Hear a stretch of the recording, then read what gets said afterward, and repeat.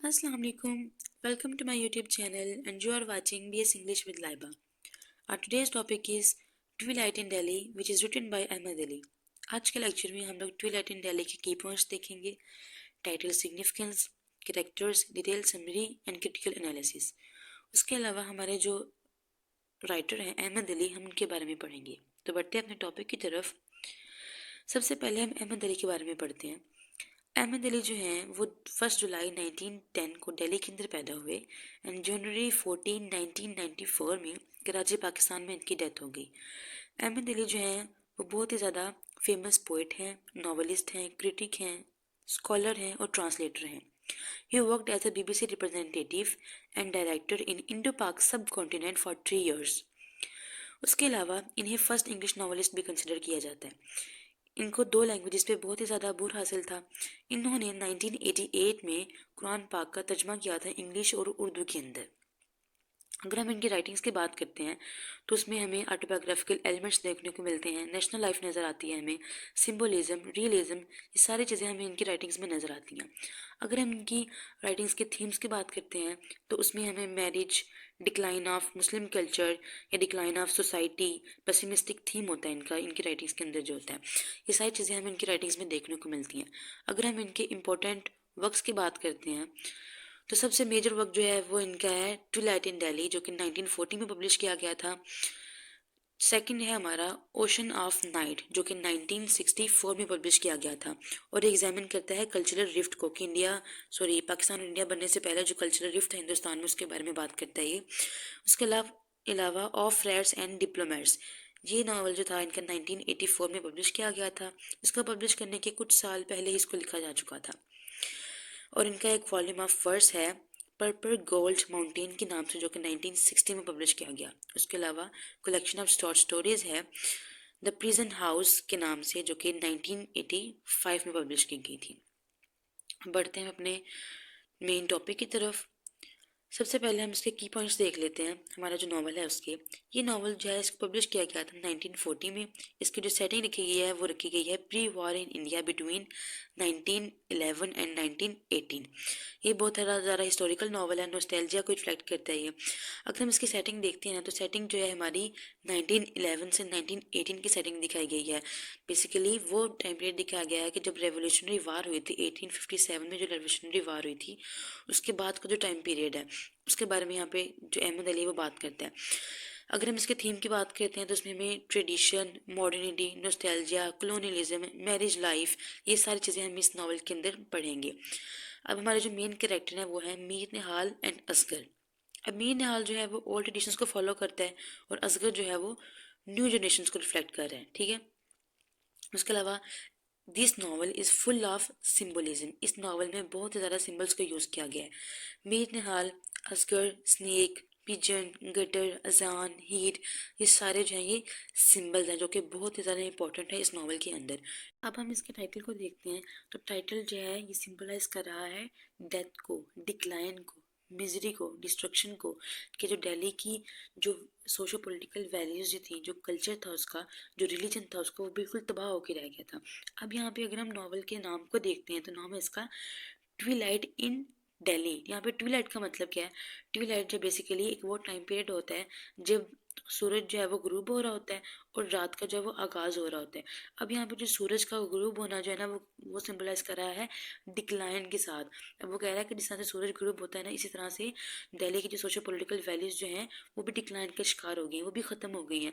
अब जैसे रात का आगाज़ होता है सूरज के गुरूब होने के बाद, इसी तरह से दिल्ली जो है उस पर अंधेरा छा गया, वो डार्कनेस में चला गया दिल्ली। दिल्ली की जो ग्लोरी थी वो बिल्कुल ख़त्म होकर रह गई है। कि दिल्ली को जो कि हज़ारों साल पहले वो बनाया गया था शहर, जिसको किंग्स का, पोइट्स का, स्टोरी टेलर्स का शहर कहा जाता था, वो शहर अब बिल्कुल ख़त्म होकर रह गया ड्यू टू द ब्रिटिशर्स, क्योंकि वहाँ पे ब्रिटिशर्स आ गए हैं, कॉलोनियल रूल आ गया। उन्होंने आके जो मुस्लिम कल्चर था उसको ख़त्म कर दिया और उसको वहाँ पे आके अपने रूल्स को फॉलो करवा रहे हैं वो लोगों से। कि अगर ब्रिटिशर्स जो हैं वो कहते हैं दिन है तो मुस्लिम कहेंगे दिन है, अगर ब्रिटिशर्स कहेंगे रात है तो वो कहेंगे रात है।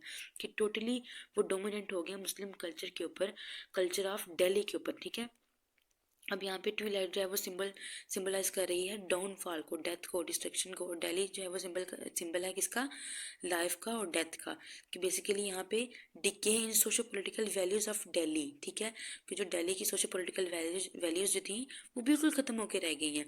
यहाँ जो इसका जो टाइटल है वो रिफ्लेक्ट करता है downfall of culture and civilization of Muslim India due to the arrival of British, ठीक है, कि ब्रिटिशर्स के आने से वहाँ पे जो जो चेंजेस आए थे, किस तरह से मुसलमानों की जो जो वहाँ का जो कल्चर था, जो उनकी सोसाइटी थी, वो किस तरह से तबाह हुई थी, वो सारी चीज़ें इस नावल के अंदर डिस्कस की गई हैं। पहले डील करता है डुअलिटी के साथ, कि एक तरफ तो ये डिक्लाइन ऑफ दिल्ली को बयान कर रहा है और दूसरी तरफ हमारे जो नावल में सईद फैमिली है, मीर निहाल हेड ऑफ द फैमिली है, तो उसकी फैमिली जो है वो किस तरह से क्योस का शिकार हो जाती है, किस तरह से उसकी फैमिली जो है वो डिस्ट्रॉय हो जाती है, ये सारी चीज़ें इस नावल के अंदर बयान की गई हैं। कैरेक्टर्स की बात करते हैं तो सईद फैमिली है यहाँ पे, जिसमें मीर निहाल जो हेड ऑफ द फैमिली है। मीर निहाल हमारे नावल की प्रोटैगनिस्ट भी हैं एंड मीर निहाल का जो करेक्टर है is very much important in this novel, ठीक है। अब यहाँ पे मीर निहाल जो है वो रिप्रेजेंट करते हैं ओल्ड ट्रेडिशंस को, ठीक है, ओल्ड जो अपर क्लास मेल है मुस्लिम सिविलाइजेशन का, उसको यहाँ पे वो रिफ्लेक्ट कर रहे हैं। मीर निहाल जो ये ऑर्थोडॉक्स बिलीफ रखते हैं और ये चाहते हैं कि अपनी जो न्यू जनरेशन है उसको वो सेव कर सके फ्रॉम द ब्रूटैलिटीज़ ऑफ ब्रिटिशर्स।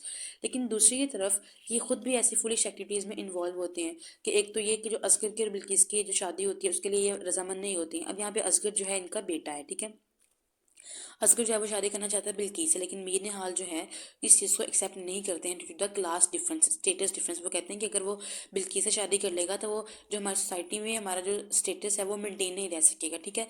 इनके इस डिसीजन की वजह से इनकी जो सारी फैमिली होती है वो उनके अगेंस्ट खड़ी हो जाती है। और दूसरी बात ये कि एक प्रोस्टिट्यूट के पास जाते हैं जिसका नाम होता है बब्बन, ठीक है। बब्बन जान जो है ये बहुत ही ज़्यादा अजीज़ होते हैं मीर निहाल को। ये अक्सर रातों में मीर निहाल जो है उनके पास जा के टाइम स्पेंड करते हैं और मीर निहाल जो है ये बब्बन जान को एक घर भी लेके देते हैं, ठीक है।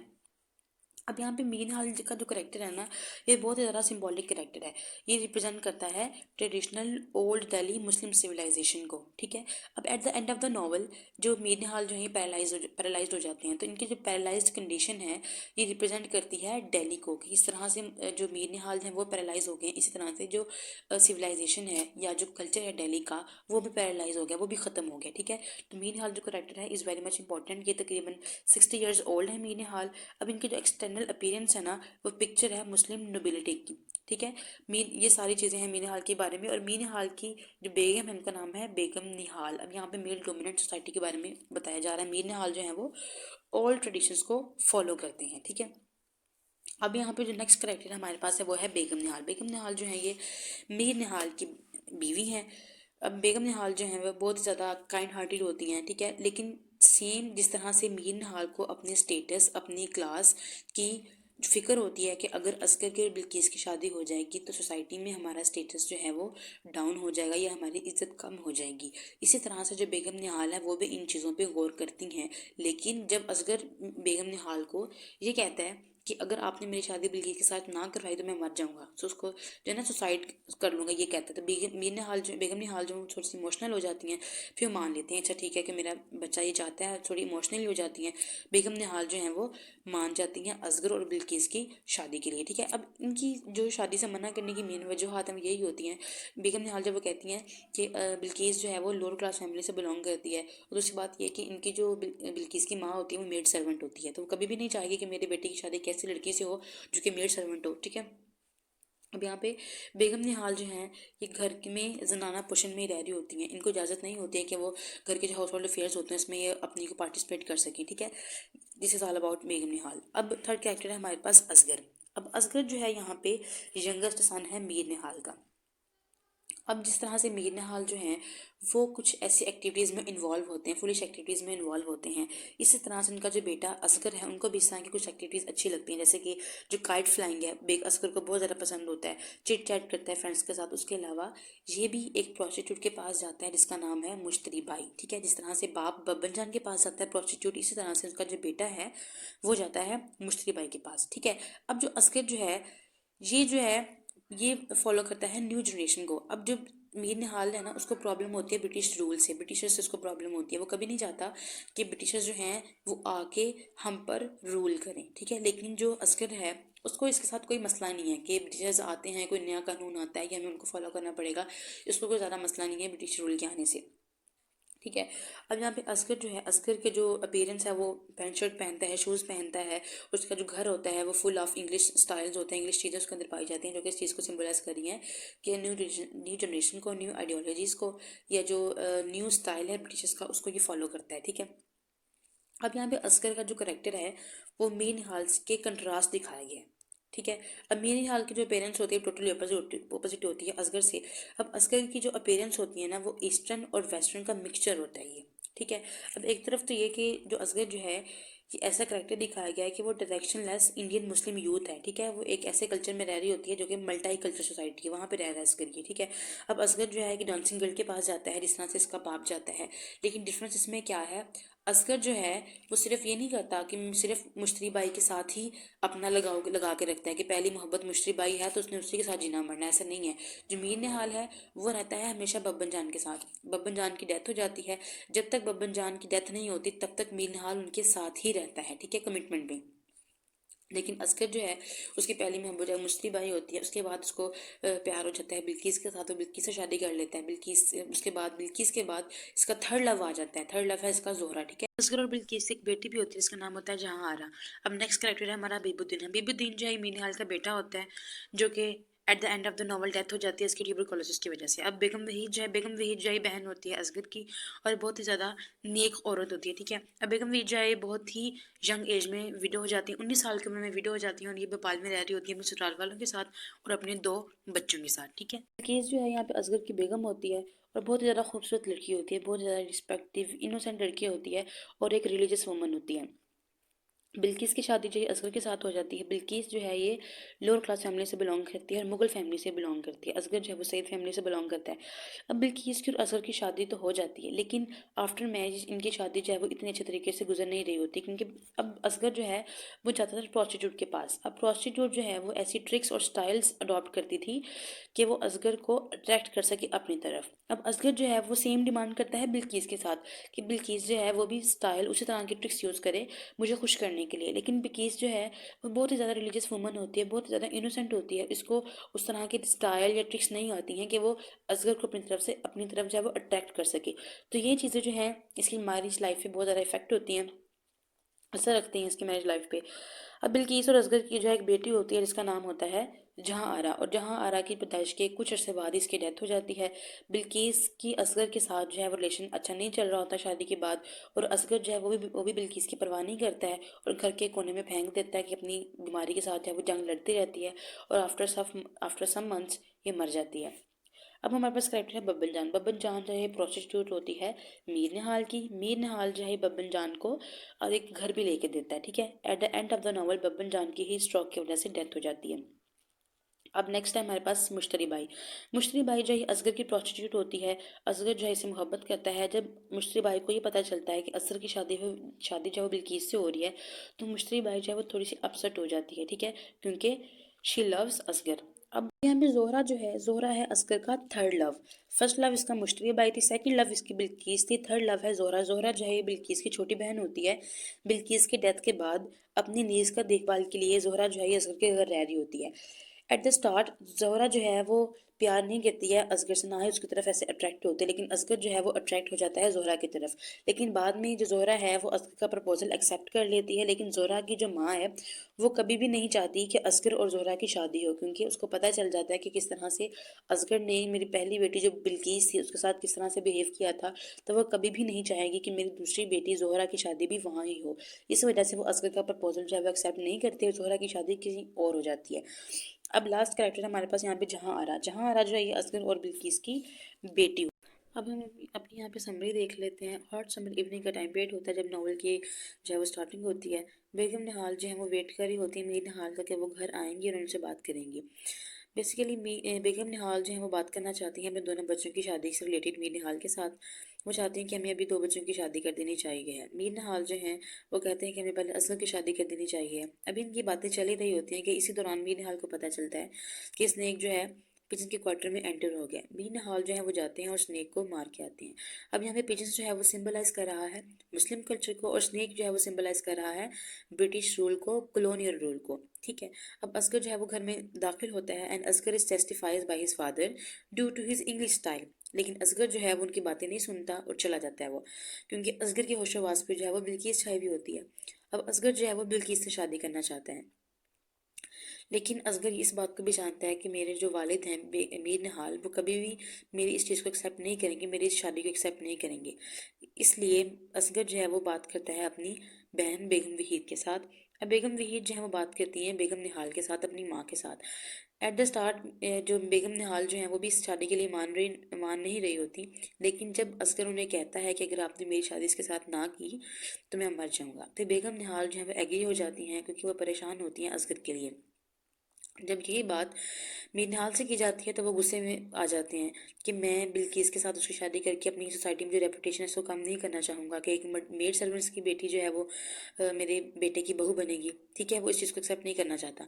अब बेगम जमाल जो है ये होती हैं बेगम निहाल की सिस्टर इन लॉ। अब बेगम जमाल जो है इस बात को सुन के वो भी कहती हैं कि हाँ ठीक है, मीर निहाल की ब्लेसिंग्स के बगैर ही हम उसकी शादी को जो है वो ऑर्गेनाइज करवा लेंगे। ठीक है, अब मीर जो है अपने दोस्त के साथ जाता है मुश्तरी बाई के, हाँ मुश्तरी बाई के घर जाता है वो। तो जो असगर का दोस्त होता है वो मुश्तरी बाई को बता देता है कि असगर जो है वो बिल्किस से प्यार करता है और वो बिल्किस से शादी करना जा रहा है। तो मुश्तरी बाई जो है वो थोड़ी सी अपसेट हो जाती है, क्योंकि मुश्तरी बाई जो है वो असगर को पसंद करती हैं। ठीक है, इसी दौरान जो बेगम वहीद है वो असगर को सजेस्ट करती है कि वो मेरे साथ भोपाल चला जाए जब तक तुम्हारी शादी के इंतजाम नहीं हो जाते। अब यहाँ पे मीर जो है उनको पता चलता है कि उसकी फैमिली जो है वो ही स्ट्रोक पर सफ़र कर रही होती है। इस मौका पर बेगम निहाल कहती हैं she had never experiences such a summer ever since 1857 the year of mutiny. ठीक है, वो कहते हैं कि इतनी गर्मी की शिद्दत जो है ईयर ऑफ म्यूटनी के बाद मैंने अब देखी है। यहाँ पे बात जिक्र किया जा रहा है 1857 की वॉर का। ये जो थी इंडियन रिबिलियन वॉर हुई थी, जिसमें मुस्लिम स्पॉयज और हिंदू स्पॉयज ने था वॉर की थी इन्होंने against the British east India company. ठीक है, क्योंकि यहाँ पे जो बारूद इस्तेमाल किया जा रहा था जंगों में, वो बारूद जो था वो पिग्स और काउस की जो चिकनाई होती है ना उससे बनाया जा रहा था, जो कि रिलीजियसली हराम था मुस्लिम्स के ऊपर भी और हिंदू के ऊपर भी। तो उन्होंने इसको इस्तेमाल करने से इनकार कर दिया था। ये जो वार हुई थी 1857 में हुई थी।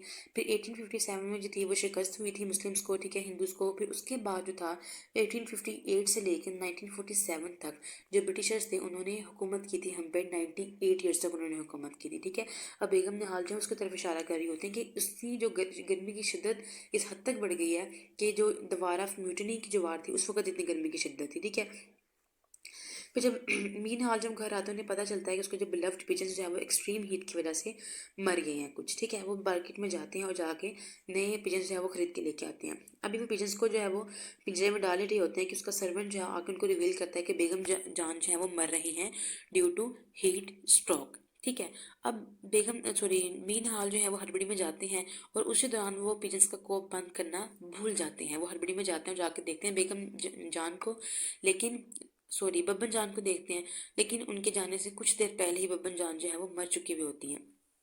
आने से पहले बब्बन जान की माँ को कुछ पैसे भी दे के आते हैं।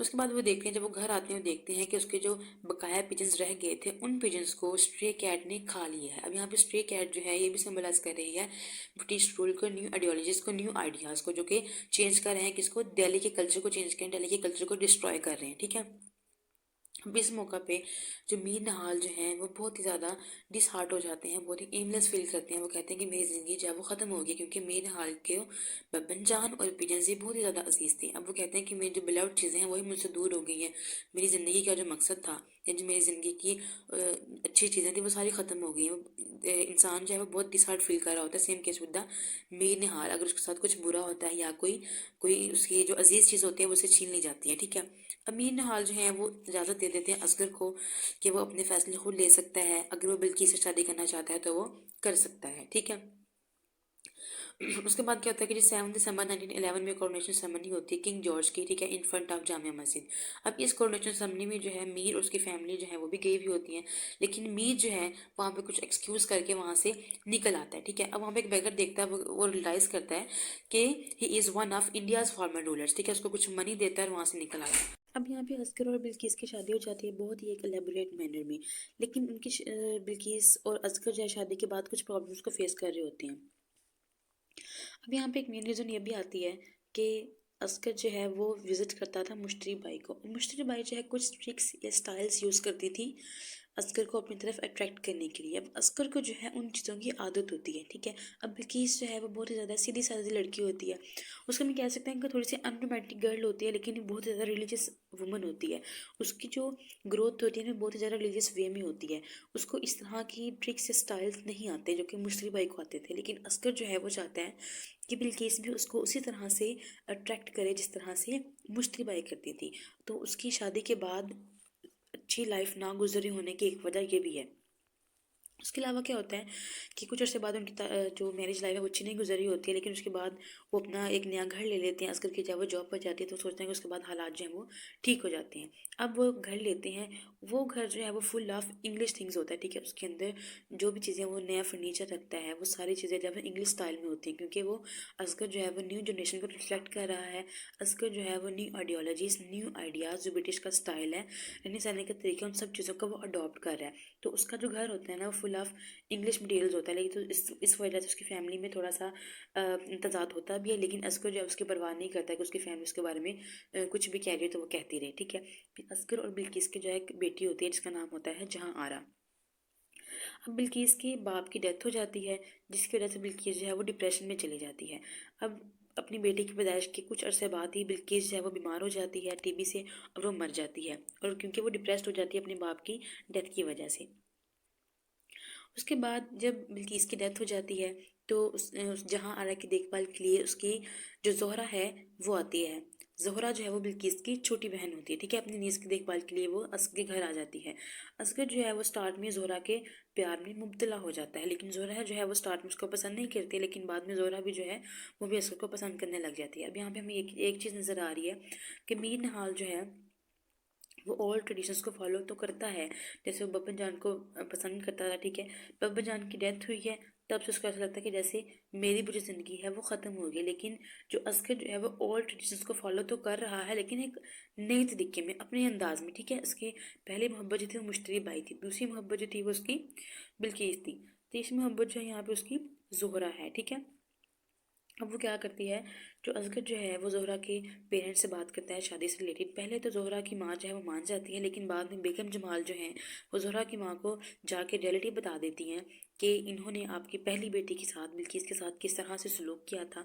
जब जो ज़ोहरा की माँ को इस बात का पता चलता है तो ज़ोहरा जो है सॉरी, ज़ोहरा की माँ जो है उसके प्रपोजल को एक्सेप्ट नहीं करती है और रिजेक्ट कर देती है, ठीक है। अब जो भी है विपुद्दीन जो है वो असगर का भाई होता है, वो भी जो है वो मर जाता है बीमारी की वजह से, उसको भी ट्यूबरकुलोसिस हो जाता है, ठीक है। अब मीर नवाल जो है वो और ज़्यादा स्ट्रेस हो जाते हैं due to the death of the Habibuddin, ठीक है। अब मीर जो है वो देख रहा होता है कि जिस तरह से मेरी ज़िंदगी तबाह हो गई है, ये मेरी फैमिली ने सारी चीज़ें सफ़र करी हैं, इसी तरह से जो इंडिया है, जो दिल्ली है, वो भी इन सारी चीज़ों को फेस कर रहा है। दिल्ली की जो ग्लोरी थी वो बिल्कुल ख़त्म हो गई है। जैसे कि यहाँ पे जो काइट्स का उड़ाना, जो पतंगों को उड़ाना था वो अस्कर को पसंद था, लेकिन जो पिजन्स को रखना जो था वो मीर निहाल को पसंद था।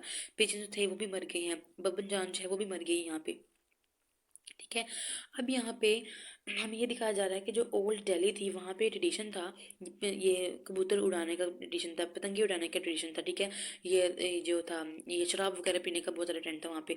अब यहाँ पे फिर कह रहा है कि ओल्ड ट्रेडिशंस के अंदर जब कोई शख्स जो था वो जाता था मुश्तरी बाई के यहाँ, मतलब कि डांसिंग गर्ल या एक कोठा वाले के यहाँ विजिट करते थे लोग, तो इस चीज़ को बहुत ही ज़्यादा अच्छा समझा जाता था कि वहाँ पे वो लोग जाते हैं जो कि बहुत ही ज़्यादा हाई क्लास फैमिली से बिलोंग करते हैं और बहुत ही ज़्यादा अजीम लोग होते हैं, ठीक है।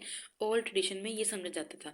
लेकिन यहाँ पे जो बब्बन जान की डेथ है, यहाँ पे पिजन्स की जो डेथ है, ये सारी चीज़ें सिम्बलाइज कर रही हैं दिल्ली के कल्चर को, कि जिस तरह से ओल्ड ट्रेडिशन जो है वो ख़त्म होते जा रहे हैं और न्यू ट्रेडिशन जो है, न्यू आइडियोलॉजीज जो है वो यहाँ पे आ गई हैं। यहाँ पे असगर जो है एक लेटर रिसीव करता है ज़ोहरा से कि ज़ोहरा की शादी जो है वो किसी और के साथ हो रही है। मीर जो है अपने कमरे में वापस आता है और अपनी तमाम मिसफॉर्चून्स को, जिसके साथ हुई होती है, उन सबको देखता है कि मेरी फैमिली जो है वो किस तरह से डिस्ट्रॉय का शिकार हुई है, किस तरह से एक एक मेरा अपना जो है वो मुझसे दूर हो गया है, किस तरह से जो मेरा जो हमारा इन्वायरमेंट था, जी जो हमारा जो खुशगवार हमारा माहौल था, जो हमारा कल्चर था, दिल्ली का कल्चर था, वो किस तरह से तबाह हो गया। ना तो वो दिल्ली रहा है और ना ही मेरी वो फैमिली रही है, ना तो मेरी ज़िंदगी में वो ग्लोरी रही है जो कि दिल्ली के अंदर थे, ठीक है। अब यहाँ जो मीर का जो डाउनफॉल है वो दिल्ली के डाउनफॉल को भी शो कर रहा है, ठीक है, कि दिल्ली किस तरह से दिल्ली के जो मुस्लिम कल्चर के लोग हैं वो किस तरह से एक्सप्लॉइट हो गए हैं ब्रिटिश रूल के आने से, ठीक है। अब यहाँ पे मीर हाल जो हैं उन तमाम चीज़ों को अपने साथ जो उनके साथ चीज़ें हुई हुई होती हैं उन तमाम चीज़ों को याद करते हैं और नींद में जो है वो मर जाते हैं। So this is all about our today's topic. So अगर आपको मेरी लेक्चर जो है वो अच्छा लगा है तो do like share and subscribe my channel. तो मिलते हैं अपने नेक्स्ट वीडियो में जिसमें हम लोग इसके सिम्बल्स को और थीम्स को डिस्कस करेंगे।